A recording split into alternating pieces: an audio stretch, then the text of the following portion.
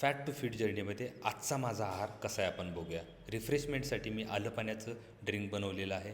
त्याच्यानंतर नाश्त्यासाठी घेतलेलं आहे बीटचा पराठा आणि 3 चमचे दही.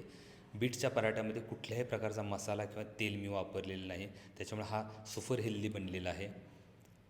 दुपारच्या जेवणासाठी मी घेतलेलं आहे ताक, भरपूर सलाड, 2.5 वाटी पालेभाजी घेतलेली आहे, 1 वाटी डाळीची घेतलेली आहे आणि हा सकाळसारखाच बीटचा पराठा घेतलेला आहे विदाऊट ऑइल, विदाऊट मसाला. जाणीवपूर्वकच मी पालेभाजीचं प्रमाण जास्त घेतो आहे, कारण याच्यामध्ये विटॅमिन आणि मिनरल छान असत आहेत आणि दरवेळी मी पालेभाजी बदलत असतो आहे. इव्हनिंग स्नॅक्समध्ये मी घेतलेलं आहे 2 अंजीर आणि 5 स्ट्रॉबेरीज.